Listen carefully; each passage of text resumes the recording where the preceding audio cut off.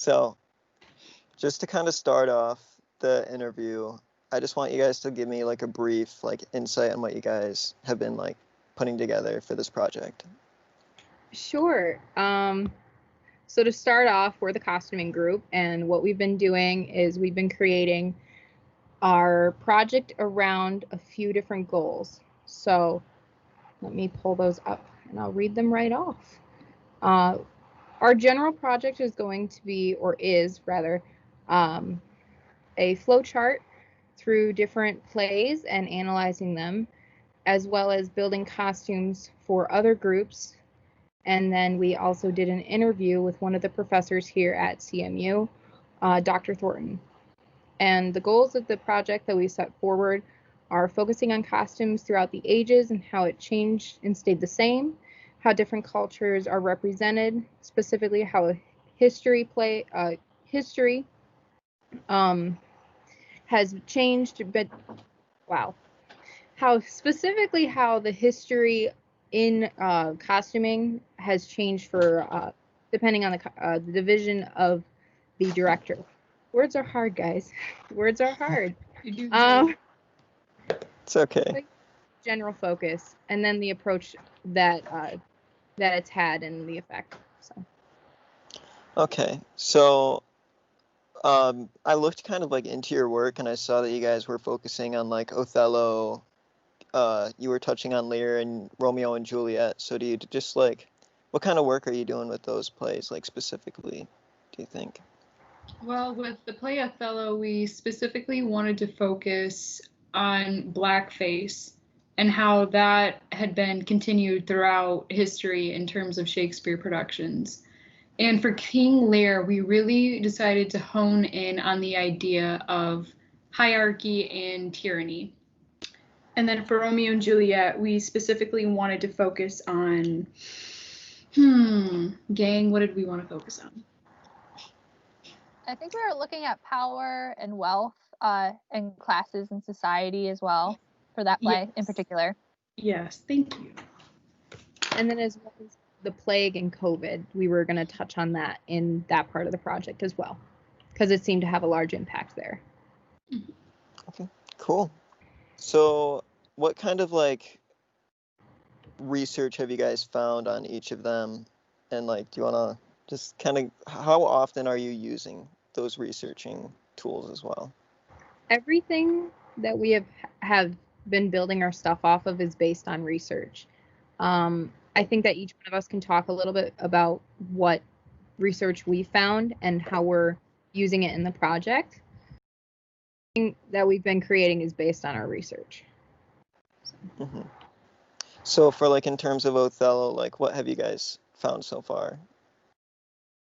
One of the sources that I found was a thesis dissertation from a college or master's student who was looking into the costumes of Othello and how they changed in different productions within the past decade. So within the past decade, they analyzed like 4 or 5 different productions of Othello and how they used like a 1920s to a modern, all the way back to the Elizabethan era, and how those costumes changed for each character.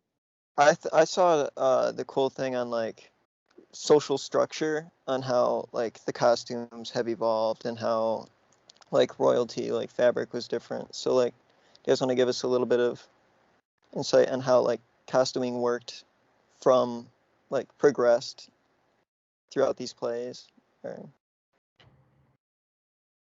So our research generally focused around how there was a very clear transition from wearing clothes of the times to dressing up in costumes. I know that Aubrey can speak more on that and give you more specific dates, so I'll let her take it away from here. Thanks, Nadia. Yep.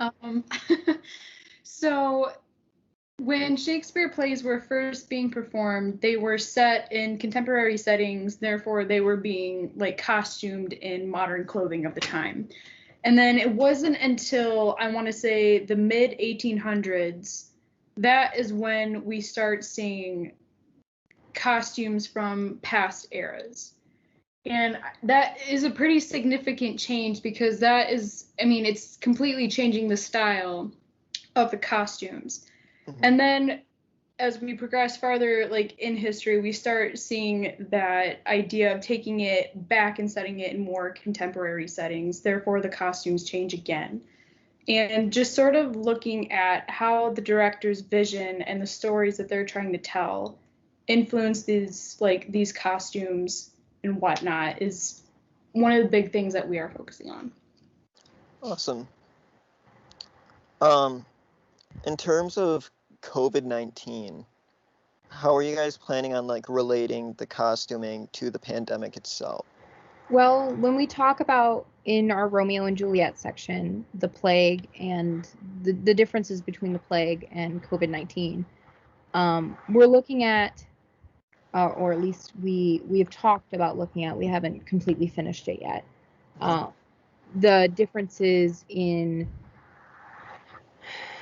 how it's presented. So you have the COVID-19, everything's virtual, and then during the plague, very different things were happening, but that is more of a performance aspect. But then of course you have the masks, and the difference between a stylish mask that is just like meant to represent your character versus a more functional mask, which is meant to project the actors' voices and make it so that you can see their expressions. As we all know, wearing a mask, you can't see any people's smiles or expressions. And in a play, that's very important because that's where half of your character's emotions are coming from. So, Right. Yeah. so there's different types of things we've looked into, and of course we want to cover, but it's hard to find an area where costuming outside of masks fits very specifically into. Yeah. No, I gotcha. In terms of like how your views have like changed before research and after on like Shakespeare's plays and like how costuming is set up, has like any of your research heavily like shifted your points of views on the messages that his plays are trying to put across or anything like that? Um, Go ahead, Aubrey. You looked like you had something to add. Oh, well, I was just going to take it back to the interview that we had with Dr. T earlier today. It's kind of like when I first started this project, I always thought that Shakespeare costumes had been set in the past setting. Like you always did the typical like Shakespeare costume where the men are wearing the doublets and the tights and the capes and whatnot. Yeah, that's how I always thought it had been done. But it wasn't until taking this class that I had actually learned that it's common or it's like typical for Shakespeare plays to be updated and to be set in like contemporary settings. They're always meant to be updated. And that really opened my eyes and sort of changed at how I look at Shakespeare and like Shakespeare's productions. So that was really enlightening. Mm-hmm.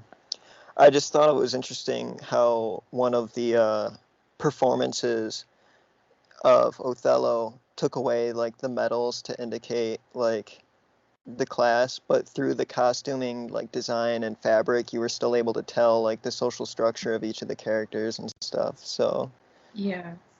That's always something that's like, yeah, that's an idea that's like always heavily like focused on in costume. It's like, how can we best represent who this character is, like by how we dress them? And yeah, you're right. It's really interesting. Mm-hmm. That brings up a quote from that interview today, actually. She said at one point, text needs to be honored, but that doesn't mean I'm a slave to it. And that's paraphrasing. I don't have the exact wording. But that was really profound when we did that interview earlier. I just wanted to bring that into this conversation. Maybe others have something to say about how their opinions have changed. But what she said is like exactly what my thoughts were through this class and through our research. Mm-hmm.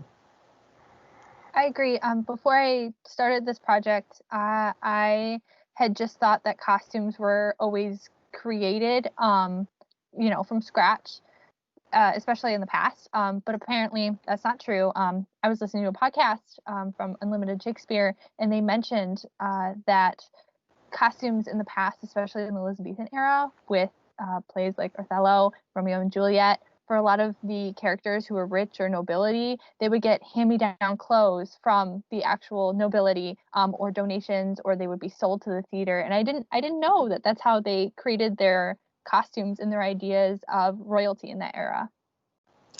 Yeah, that was like the sumptuary law, right? Is that what it was called? It was Sumptuary. Yeah, that can be tied into it. Yeah.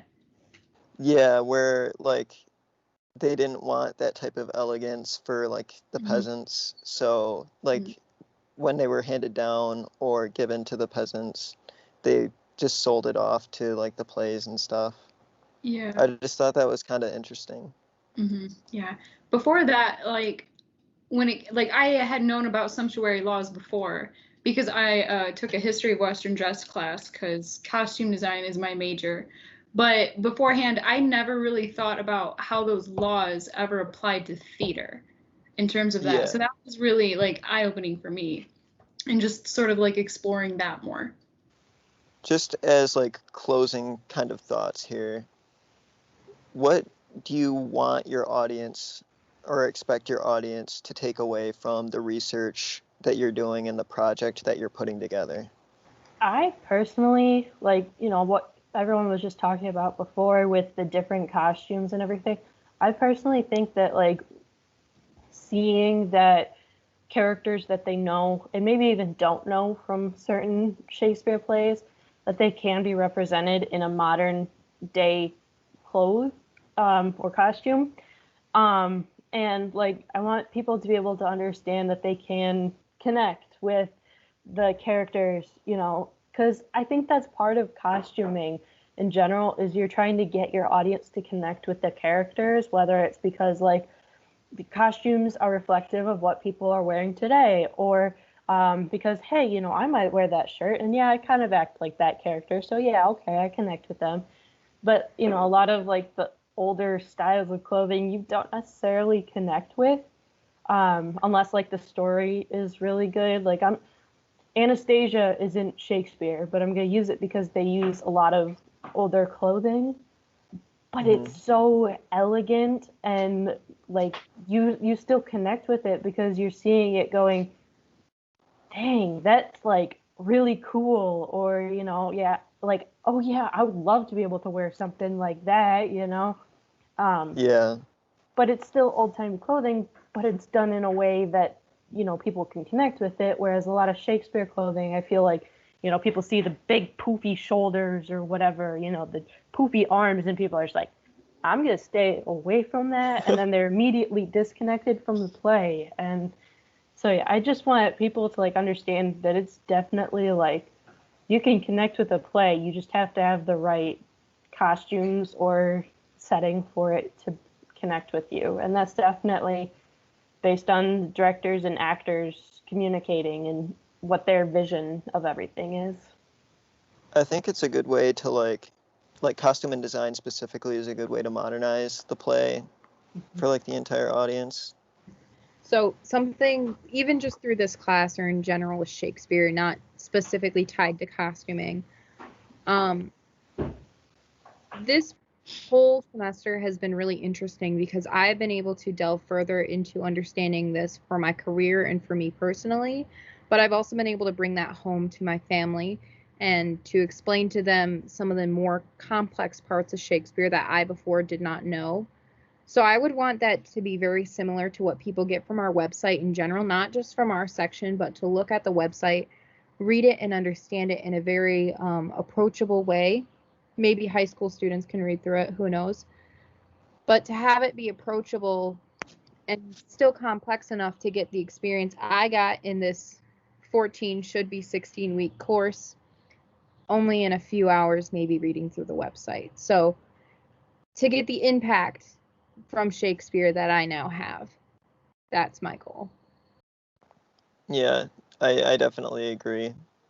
Well, it was great talking to you guys. Thank you for sitting down and actually holding the interview with me.